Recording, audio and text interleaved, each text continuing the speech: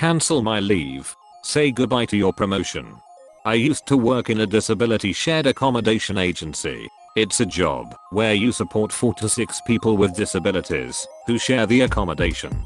It's shift work, 2 clients per staff member during the day, 1 staff member on a sleepover at night. The rosters are 4-week rotating rosters. I was employed as a 0.75, meaning I work 75% of what is considered full-time, equating to 57 hours a fortnight. Working shifts sucked, but the pay was good. I was working in a house I'll call Soon Up.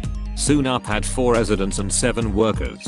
Each house had a house supervisor. They reported to the cluster manager, who managed 6 houses. Cluster managers reports to the CEO. By company policy, leave requests are first and best dressed, meaning you need to put your leave in early to ensure you get it. I was transferred to Soon Up from a 6-client house due to my qualifications and situations I cannot legally disclose. I worked for the first year, got to know staff, clients, house supervisor, etc. There was an obvious clique between 4 staff members. Each school holidays, 3 would apply for leave, and 1 would call in sick with a medical certificate covering the same amount of time. They would always rotate who is sick to hide what they were up to. They were friends outside of work who would party together. After a year, the house supervisor fell sick. One of the clique members, Karen, was appointment acting supervisor, and it went to hell. She tried reducing my hours and giving extra time to a friend. I pointed out that I'm contracted for 57 hours a fortnight, so I'm getting paid for 57 hours a fortnight. Her friends got extra shifts, were given the best shifts, and we are all around favored by Karen. In January, I put in leave for March school holidays. Karen rejected on the grounds that others had already submitted leave. Her clique all applied for this time. I left this alone. In March I checked the leave calendar for the June school holidays. Each house had a leave calendar, so management and staff can check who scheduled leave is. It was empty. I submitted leave again, and it was rejected. Karen said sorry, you were too slow. Karen said that A, B, and C clique already submitted leave. The next day the leave calendar showed this. In May I checked Christmas leave calendar, put in my leave, and sure enough, got the same result. This annoyed me as I have a family that I wanted to take on holiday. I spoke to the cluster manager, also a part of the clique, who said there's nothing I can do. Note, I had no leave taken in 2 years. January the following year, the clique was on holiday. We had a gastro outbreak across our facilities, so we were short staff. All available staff, including CEO, were covering shifts. I was rostered on with the CEO 1 shift. During the shift he said to me, "Op, you have a bit of leave accumulated. You should probably take some." Me, I put in 3 requests last year. All were rejected as others apparently already applied for those dates. CEO, let's lock in your leave now. Me, okay, how about 4 weeks over Christmas? I filled out the form, CEO signed it off. He filled out the leave calendar and put my application in Karen's pigeonhole. I was on sleepover that night, so I took my application, photocopied it for myself, and replaced under the mountain of paperwork in her pigeonhole, knowing she wouldn't see it for a few months. In March I checked the leave calendar. I noticed my Christmas leave disappeared, replaced with Karen, A, B, and C. I didn't say anything as I had a leave form with CEO's signature.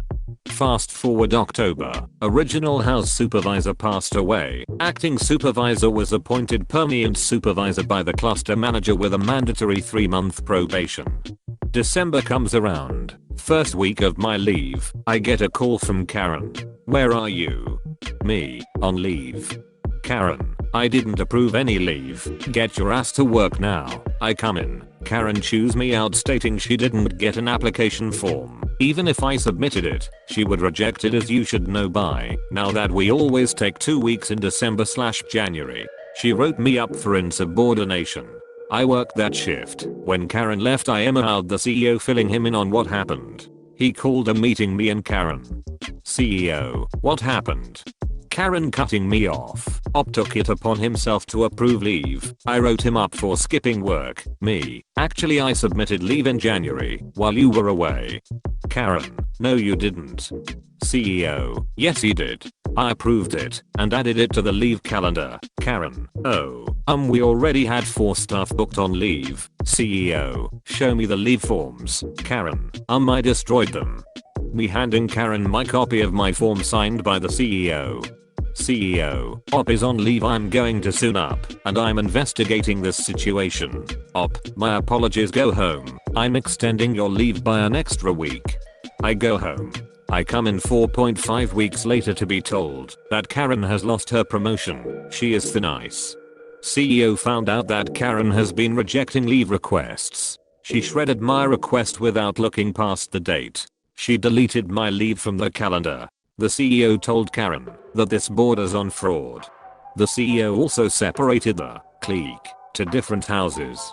He changed the leave policy to state that he must sign off leave requests in addition to house supervisor and cluster managers. He ensured that all staff had access to prime leave dates. Karen was fired 2 weeks later for failing audit requirements. Edit, spelling correction.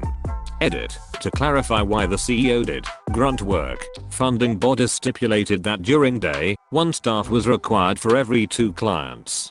We were short-staffed across the board. There was lots of juggling staff. All staff employed with a company not on leave were working in houses, including CEO, cluster managers, administration.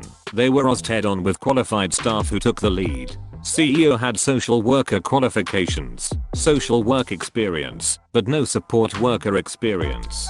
It was an extreme situation that could see funding withdrawn. The reason why he extended my leave by a week is because this incident took place on the Monday. CEO meeting took place on Wednesday or Thursday. Can't remember exactly. As I worked Monday and got called in for the meeting, I wouldn't have gotten my 4 weeks.